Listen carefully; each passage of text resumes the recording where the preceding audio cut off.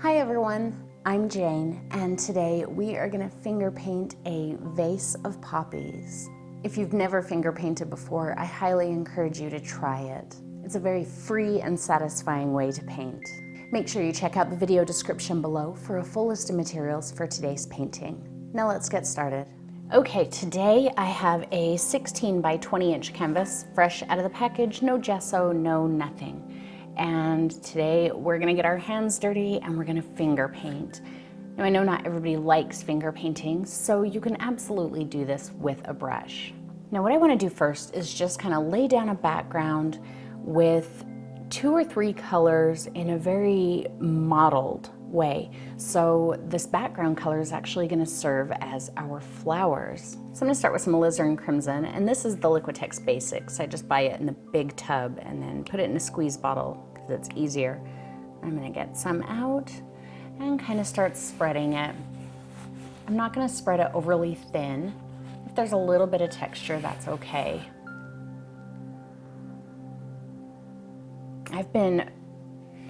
I call it hand painting more than finger painting lately, getting my whole hand in there. In fact, I have a 24 by 36 inch canvas that I've painted almost entirely with just the palm of my hand.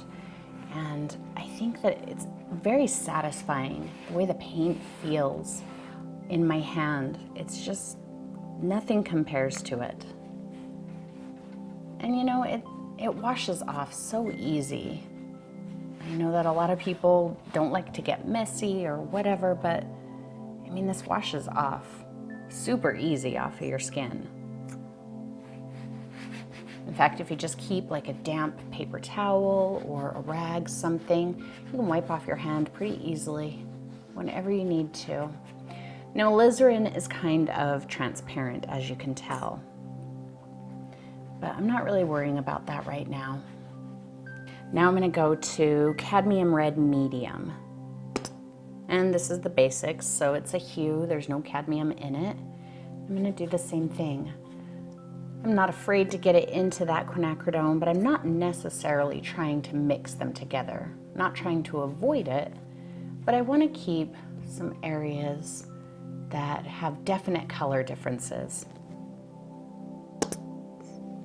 Just filling in all those white spots.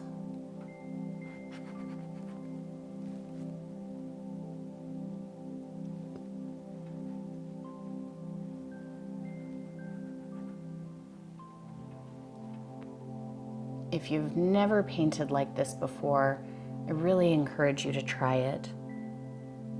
It really is so satisfying. Just the feel of the paint.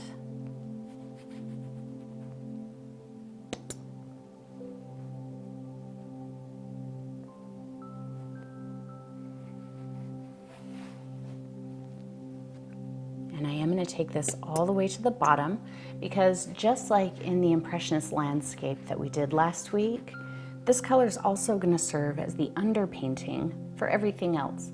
So it's going to be our flowers, but we'll also see little peaks of it here and there throughout the canvas. I'm going to get a little more alizarin and fill in this bottom area, and it doesn't really matter what color you're using.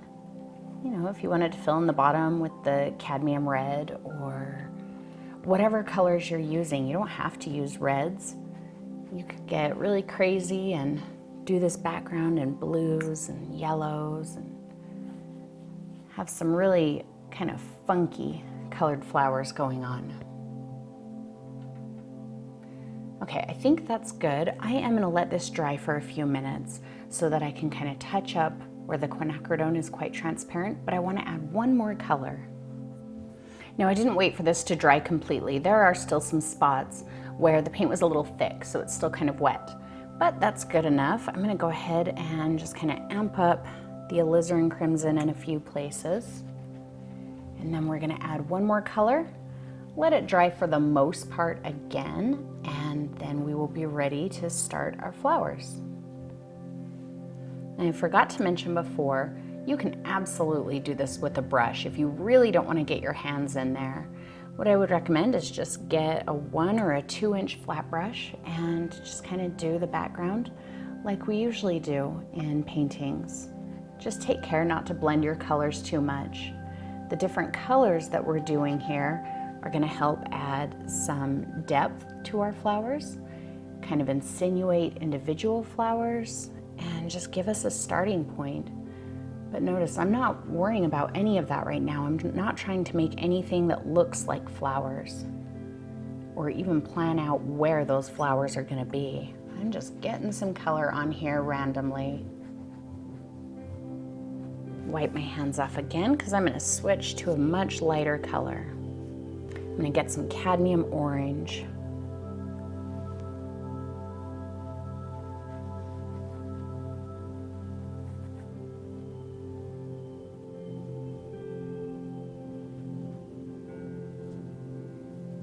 You could even do this with a palette knife if you really wanted to.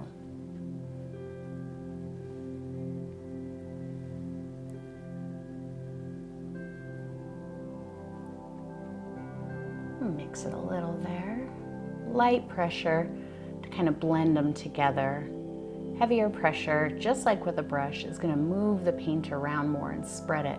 If I just barely touch the canvas, I might kind of streak them together a little bit.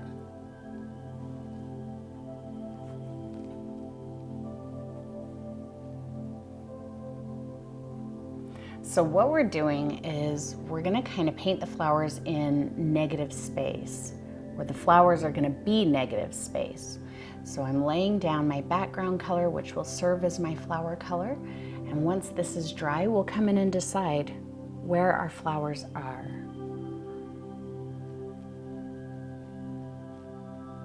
And if you feel like you needed to add a few layers to this background, then you can absolutely do that. The more layers you add, the more depth you're going to add to the flowers. Just be super careful not to blend everything together too much, because then all of your flowers are going to look exactly the same. I think I might put just a little bit more color in the lower half of the canvas, because I don't know where all of my flowers are going to go just yet. I want to make sure that I've got everything covered nicely so that I have a lot of options for where to put my flowers.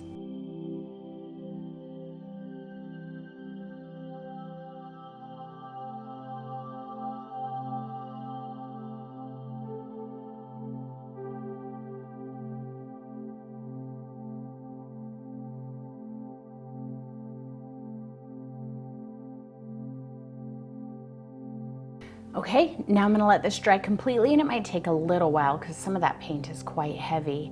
And then we'll come back and we'll start drawing in our flowers in our vase. Okay, our canvas is dry, and I've got this piece of blue chalk, so you should be able to see this pretty good. And we're gonna start sketching out where everything goes. Now you can place your elements wherever you like. You can draw a different shape and size of vase, whatever you prefer. I'm gonna start with my tabletop. Just kind of put it right about there. It's roughly on the 1/3 line, maybe a little bit lower than that. And I'm not gonna go for real realistic. I want this to be kind of whimsical, kind of fun. So I'm just gonna kind of generally sketch a vase. I'm not looking for exact proportions or anything. See, just quick. Now I'm gonna take a cue from where my colors are. I'm gonna pick out little elements that I think would make a good flower, and I'm gonna draw a very loose shape around it.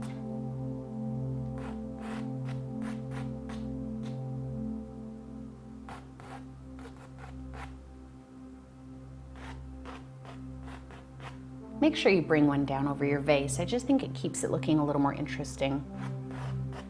And don't try to keep all of your flowers separate. See how these two overlap? I think it just makes it look a little bit funner. And up here, I've got kind of a blank spot. I don't think there's any colors in here that make a good flower, so I'm gonna put a bud in there.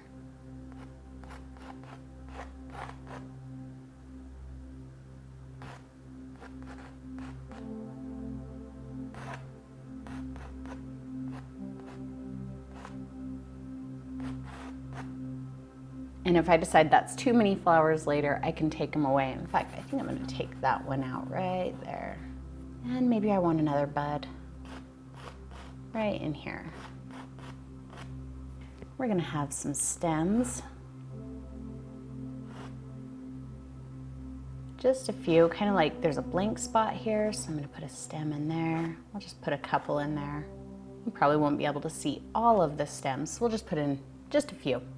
So I've laid out some white paint, and again, that's just the basics. I'm going to lay out this color. It's called Cobalt Teal. You can use any color that you like. This is a heavy body color, but if you don't have this color and you want to use something similar, I would say mix a little bit of phthalo blue and phthalo green with some white, and that'll get you pretty close. Now, I don't want this background to be overwhelmed with the blue. I want the blue on the background to be very subtle. So I'm just going to come in and kind of smear a little bit in there. It's not a ton of that color, and mostly white. I can always add more of the blue, but if I get too much of it, it's going to be hard to take away. So I'm going to come in here and just kind of start cutting around the edges of those flowers. It doesn't have to be precise. Those are just chalk lines. Let these outlines be kind of loose. They're going to give your flowers much more personality and movement if you work really loosely within that. Don't spread it down too thin. You can apply your colors fairly heavy here. Cut around that bud a bit. And smooth out my lines.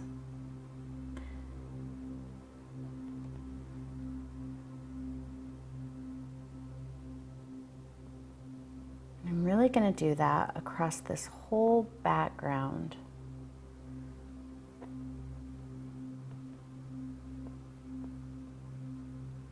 See, light pressure. If you're getting too many streaks from your fingers, just use kind of light pressure. That'll help smooth it out.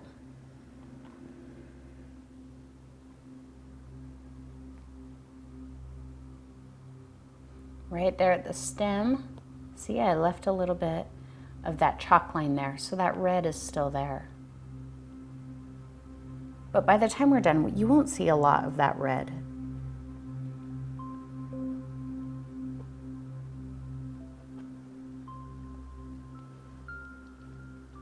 Just get right up to the edge of the vase there.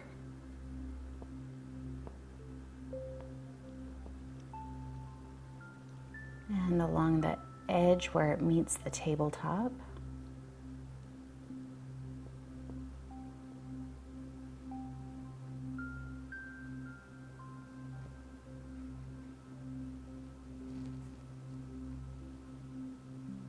See, I'm working pretty loose there. Kind of starting to define the shape of my flower a little bit. If I felt like it was too solid, then I can just kind of bring it down so that it's a bit more jagged. Whoa, that was too much blue. More white. Picked up a good amount of white paint there. And see, I've got 3 fingers in that paint. See, it's pretty thick. I've got a little bit of texture, and that's okay. I like having the variegation in the blue, so some areas are much more blue than others. Some areas are almost pure white.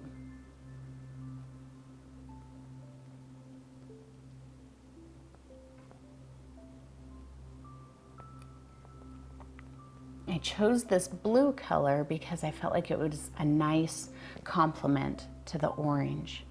But certainly blue isn't the only color that you can use. You could use any color you want. Yellow might be really nice, or a little bit more of a neutral brown color, kind of like what we did in the background of the palette knife poppies that we did a while back.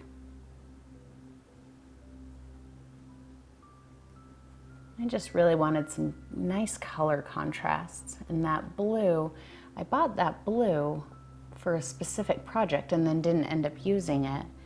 And so I've just got it sitting there. It's not a color that I would typically buy because it's easy to make, but sometimes when I'm finger painting, I just want to be able to kind of grab my color and go. I don't want to have to spend a lot of time mixing the perfect color. I want to work much more spontaneously than that. And using a tubed color kind of helps me with that. Same with abstract. Sometimes I like to use colors in a tube that I wouldn't normally use when I'm doing an abstract.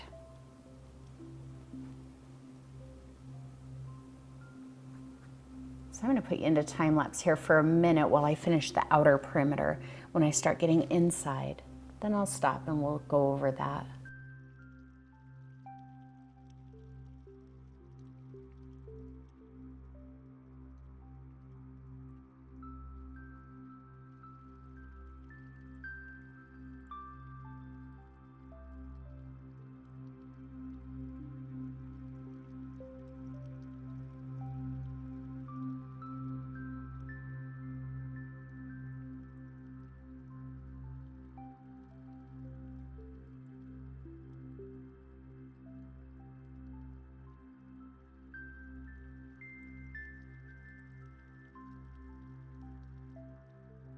Okay, I've got the outside pretty much covered.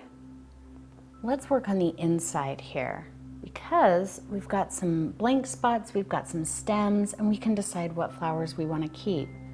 Looks like I wasn't paying attention there because I want that flower to be kind of off on its own, making sure I'm leaving room for that stem.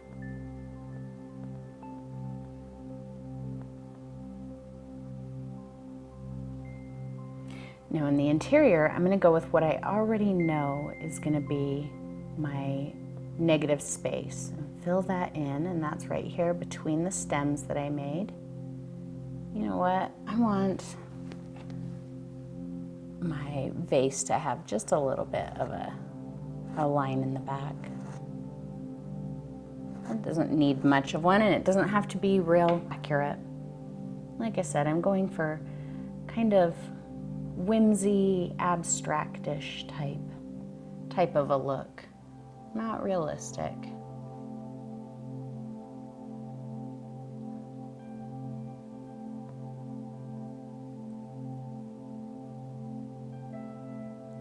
To get into these little spots, kind of use the side of your finger.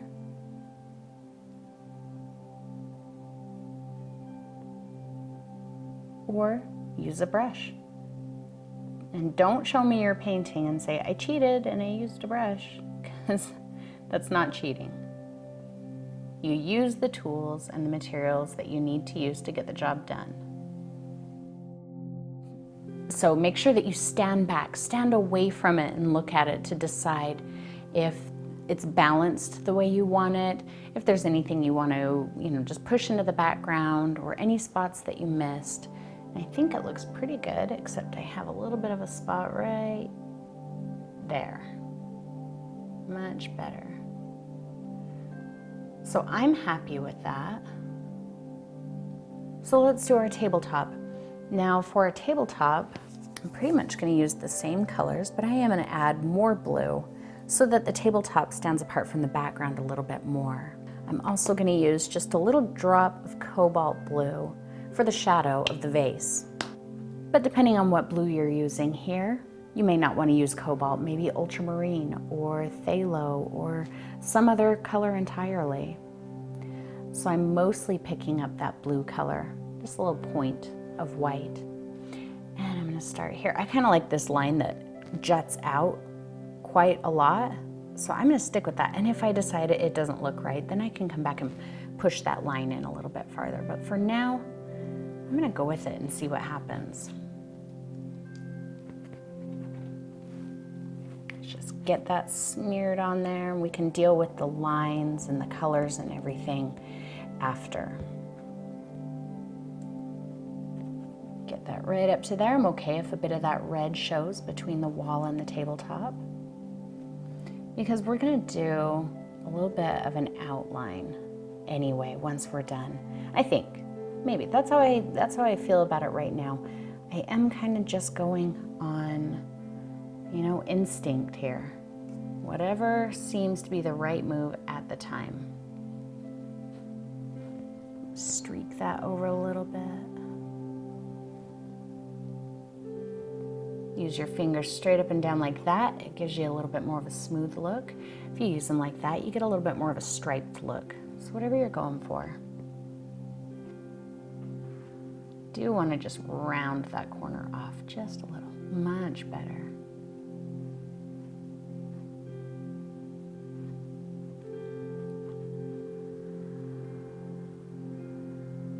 Let's get our tabletop over here.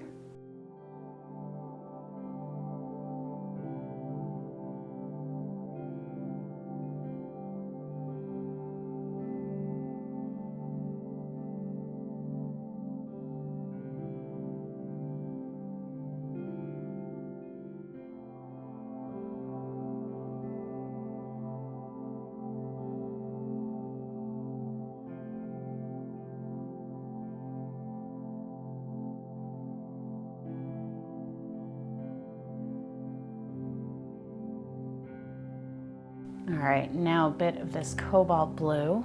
Not a ton, just a little on the end of one finger. And I'm gonna take it around this side because I've decided this side is where my shadow is. And it doesn't matter. Put your shadow wherever you want. If you are using different colors than I am, just make sure you test them out with each other before putting them on your canvas. I would hate for you to just decide, oh, I'm gonna use these two colors, and then you put it on here and you're like, no, not the colors I was hoping for. Now, if you start peeling paint away, I can kind of see right here that I started to peel a little bit of paint away when I put that cobalt on. Don't fight it. Don't try and go back over it to fill it in. You're not gonna fill it in. Let it dry. We'll come back and deal with that part later. Just gonna get a little bit of my cobalt under here. Hopefully I don't peel paint away again.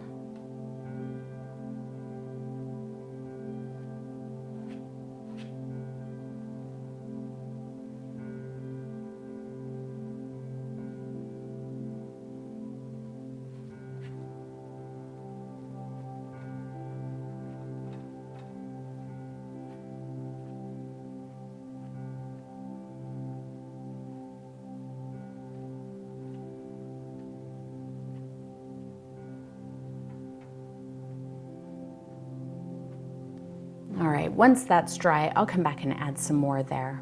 So I'm just gonna dip my fingers in this water that I have here and wipe them on a paper towel. And we're gonna move on to the vase.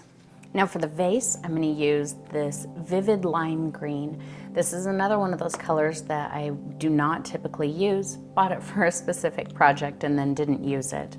If you don't have this color, use any kind of a bright green that you have, light green permanent, or even mix yellow with phthalo blue. That gives you a nice bright green as well. So I'm gonna load up with the green, a good amount, and then maybe I'll just grab just a little bit of white. I want there to be a good amount of green in this vase. So we'll get that right up to the edge and leave a little bit of that red peeking through if we want to. And I do. Remember that you've got a flower poking over the edge, so don't go over your flower.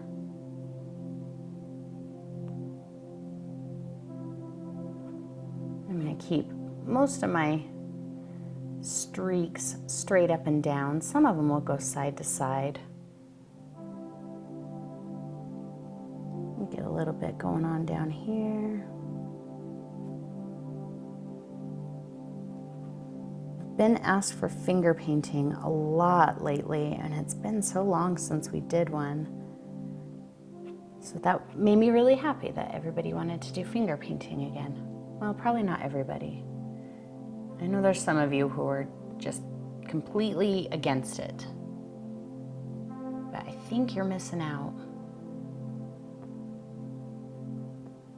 I think that, you know, as adults, we don't take the time for ourselves to play so much anymore. You know, we get so caught up in doing things the right way, or, you know, the way that everybody else does them, or the way they should be done, or, you know, whatever. But I think it's really important to kind of step outside of that sometimes. And in life, we don't really get a lot of opportunity to step outside of that in other ways. So with painting, why not?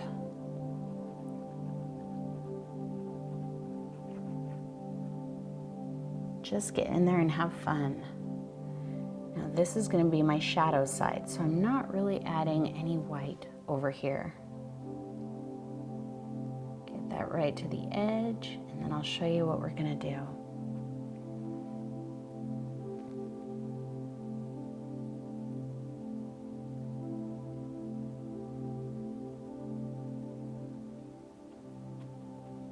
I have a little drop of phthalo green, and I'm gonna get just a tiny bit, and I'm gonna run this down the edge.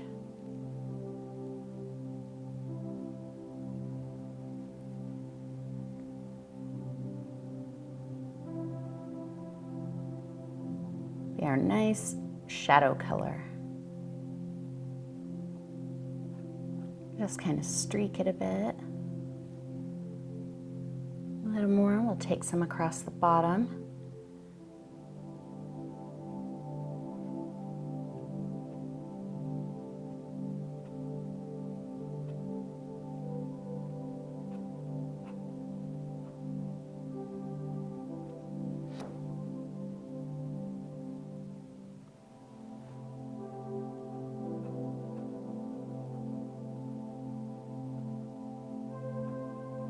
And then back inside of our vase, in between our stems, I picked up both of the greens.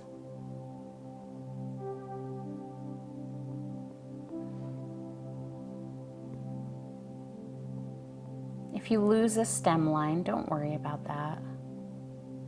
It's not a big deal.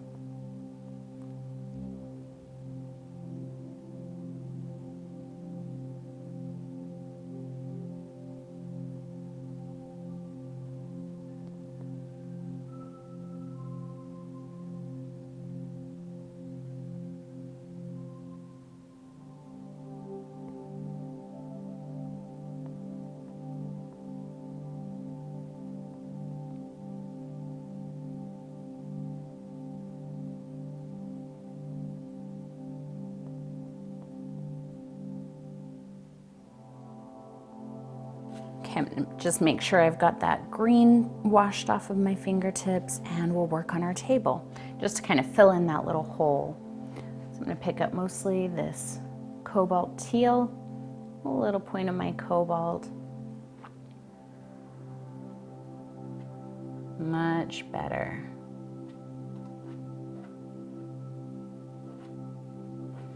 So even though this paint is dry, see, I can streak over it just fine, no big deal.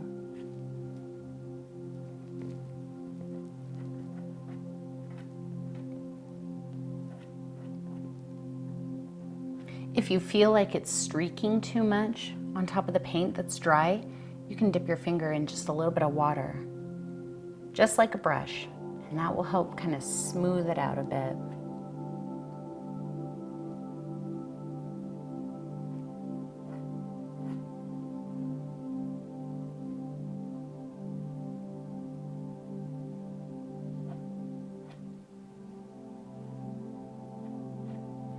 Got a little bit of my green outside the line there, so I just picked up some of my teal, and now it's gone.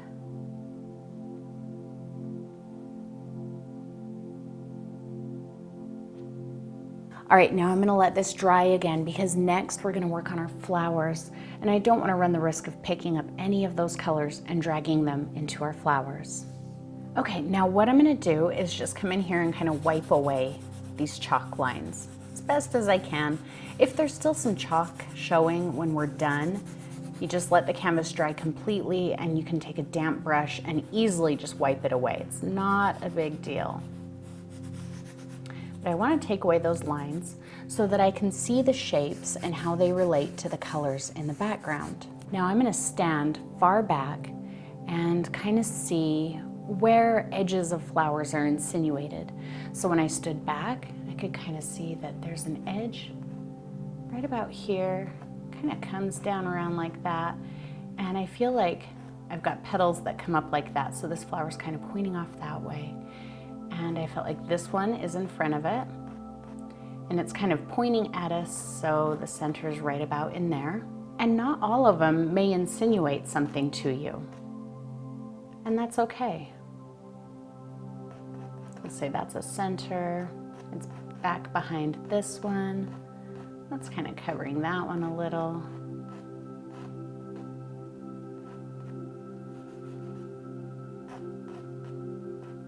It's got its center.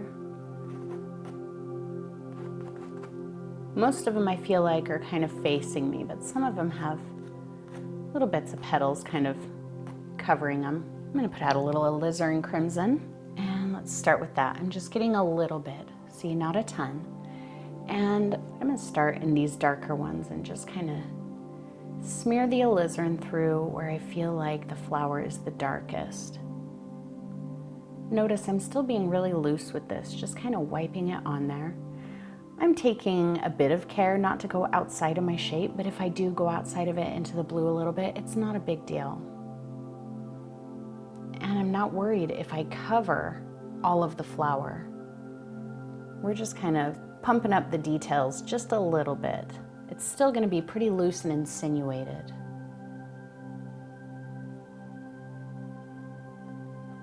Now, these two especially, I feel like they're in the back. They're kind of being hidden by some of these other ones. I'm going to take some of this darker color around the base of them.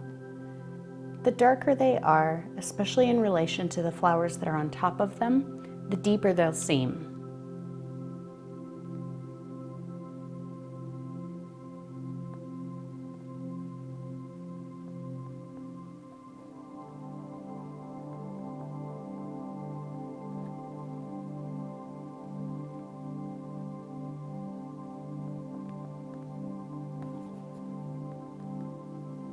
This one especially feels quite dark to me. So to make that center pop a bit, I'm going to take the tiniest point of Diox purple, just a very tiny point. And this is still wet, the alizarin, so I'm just going to kind of burnish it into there. And by burnish, I mean I'm putting a good amount of pressure, letting it mix and become very thin, a very thin layer of that color. Just right there in the middle. This one, I may add the tiniest speck of the purple to it as well. Tiny, tiny speck. Really burnish it in there. See, let it be loose and fractured. Don't just put like a purple polka dot in there. And maybe a little bit in here. This one's pretty deep in there. Maybe the tiniest speck around the base of this one.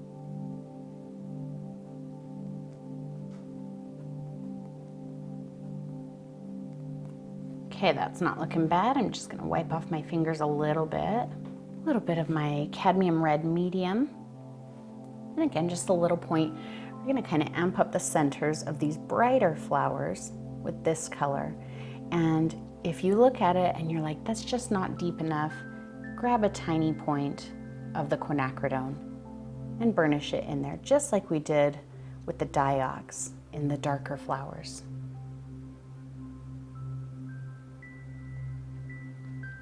We're really just looking for kind of a subtle color shift. You don't want to go too terribly dark in a light flower. It's going to feel awkward to you. So I'm laying down that cadmium red and applying little points of the quinacridone, alizarin crimson. I don't know if I've been saying quinacridone this whole time, but I'm using alizarin crimson.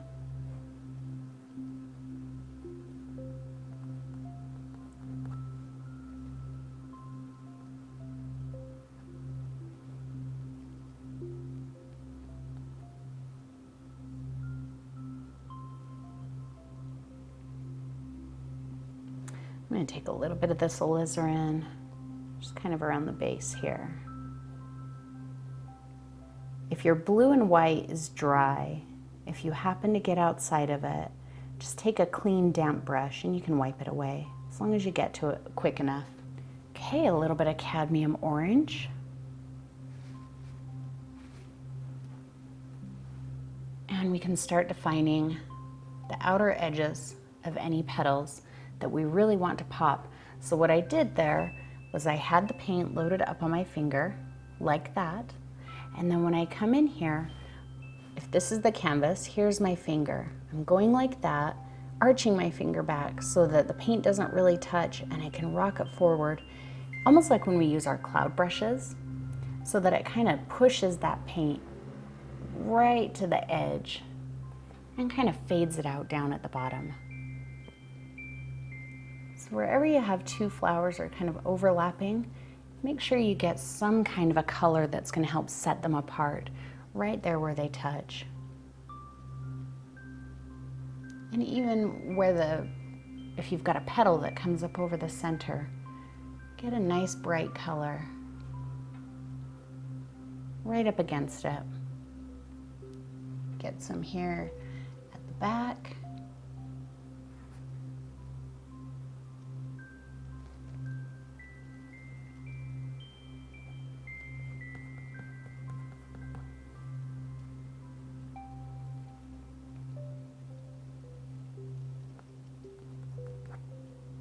not necessarily trying to draw real distinct petals, you know, just kind of saying, I like this edge a little bit brighter. And because I'm using the basics, this orange is very, very transparent. So I do have to apply it a little bit heavier, but that's also giving me some texture in the shape of my petals, which is nice.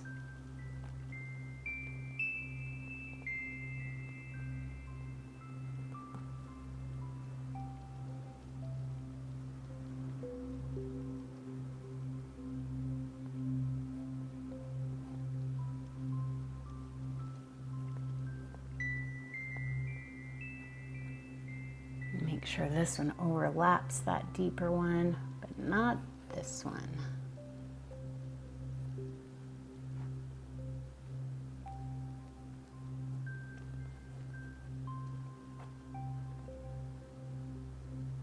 Let's get a little more of this red. I want to pop the edge of this one, but I don't want it to be that bright orange. So we'll just put a little bit of the cadmium red in there. See, I went outside my line a little bit. I can just dampen a brush, wipe it on a paper towel, and easily wipe that away.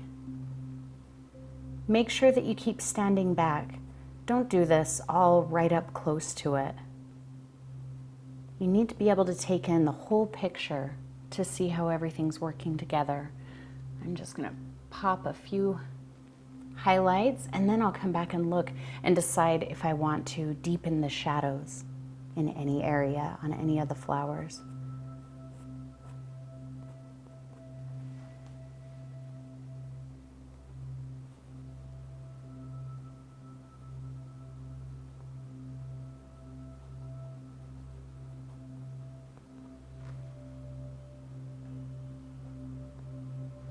I feel like they're all looking pretty good, except for these lighter ones. I feel like they don't have enough contrast in them. So I'm just gonna add a little bit of this red down there at the base.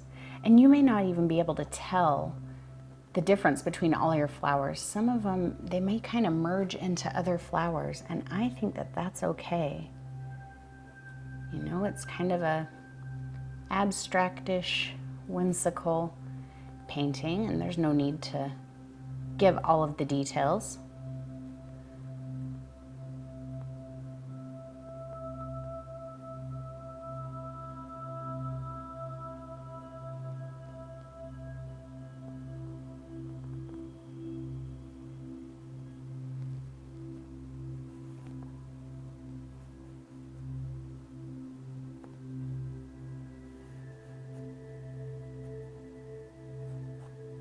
Just be confident in your decisions. Don't second guess.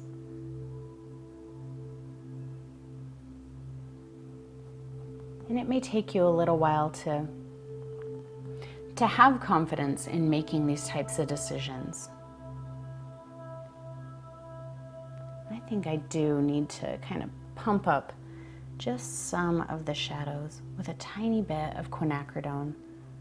Golly, I said it again, alizarin crimson. It's just right in these deep areas.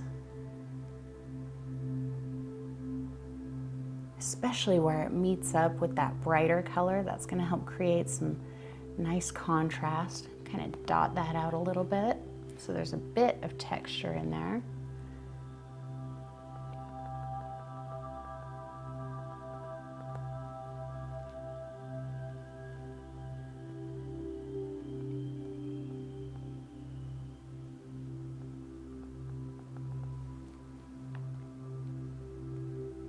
Whoops, there we go.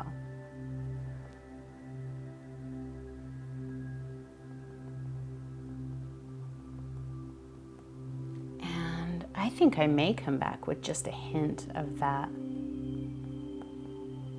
Diox into the center of most of these, just a tiny, tiny bit.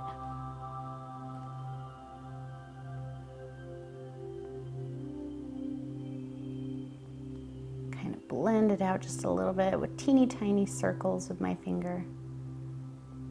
Dot it in there.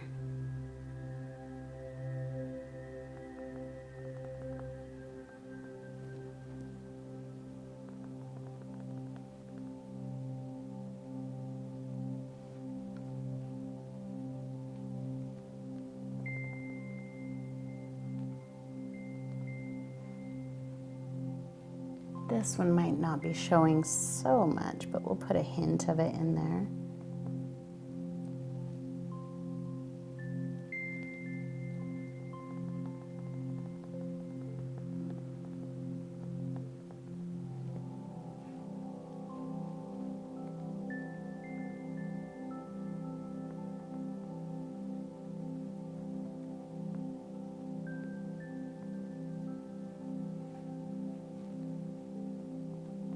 This one, the center is good, I think.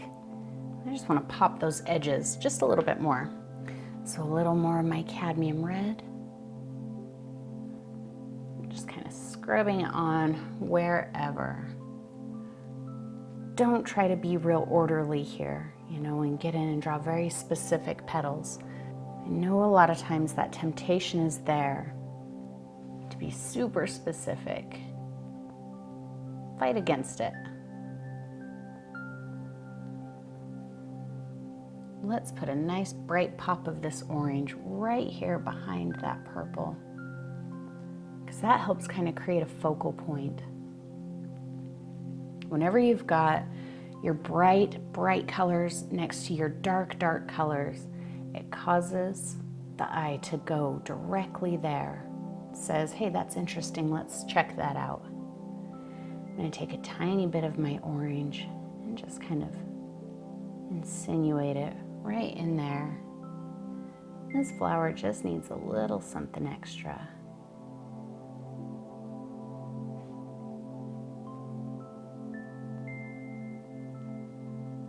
I feel like we're almost there.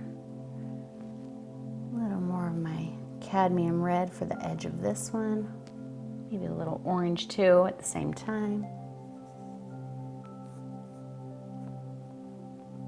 See? Not specific at all.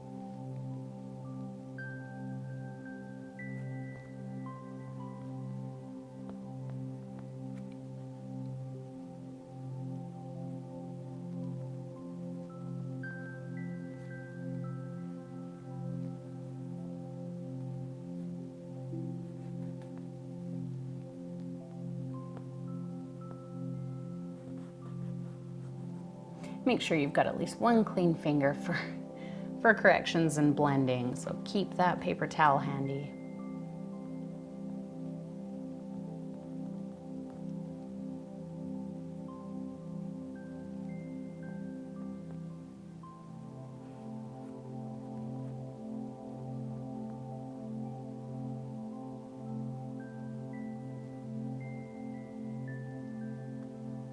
Since we've got a little diox left out, let's go ahead and go into that.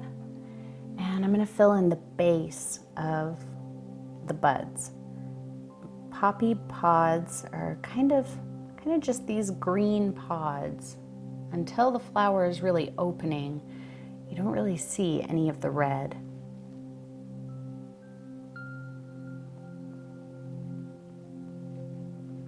Take it down this bottom edge. And in this one.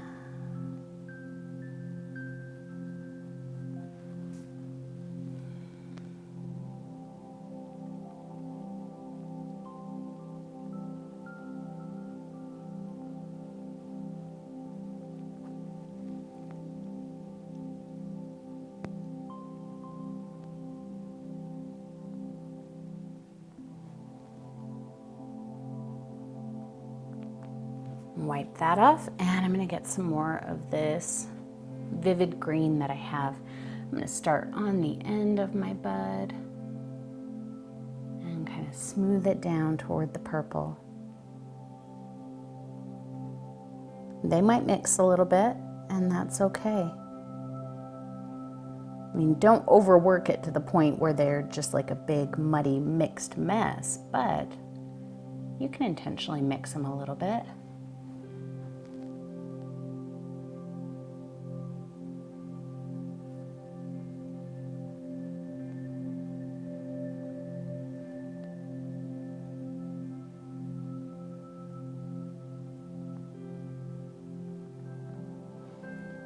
Pulling a little bit of paint off of the end there, so I'm going to let that dry again so I can fill that spot in.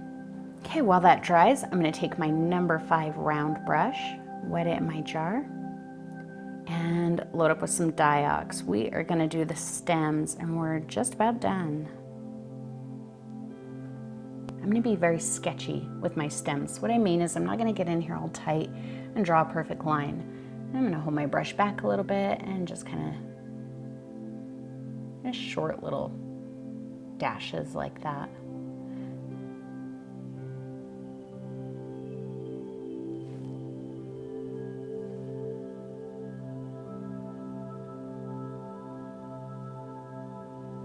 See, some of that red is still showing in the stems,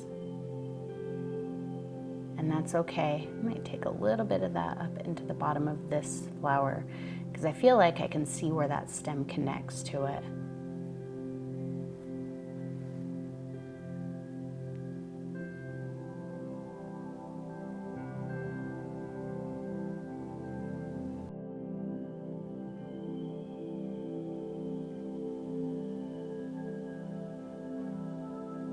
I think I'm going to do that just a bit here, just very loosely. See, it's not even perfectly straight. My line gets thicker and thinner.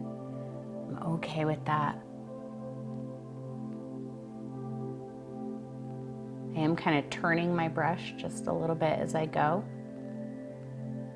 On my vase, I think I'm going to get some white to do this top edge here.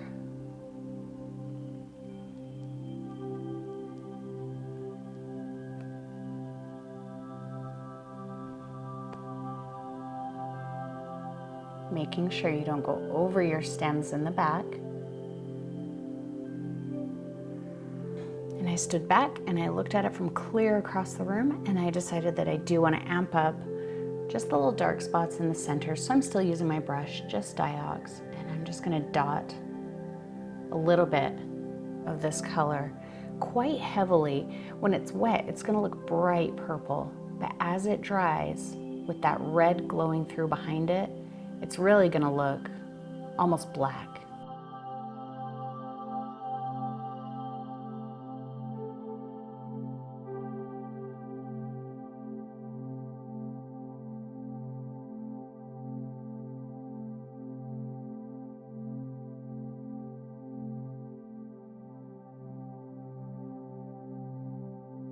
I see one little spot where I don't have enough contrast between two flowers, and then I'm done, I think. So I'm gonna get a little bit of my alizarin and I'm gonna run it right in here.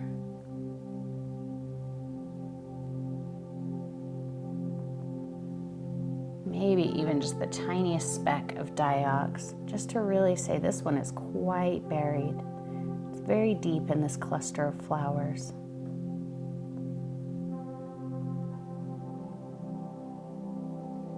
Whereas this one is on top of it and it's much brighter. It's catching more light.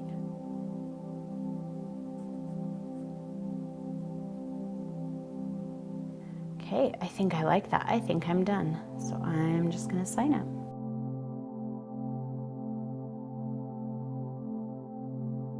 And there's your vase of poppies. Now, whether you used a brush or you finger painted this with me, I hope that you had a good time and enjoyed the process either way. I would love to see what you do with this painting, so make sure that you find me on Instagram or Facebook. Just search for Painting with Jane and you'll find me. Thank you as always for painting with me, everyone, and I'll see you next time.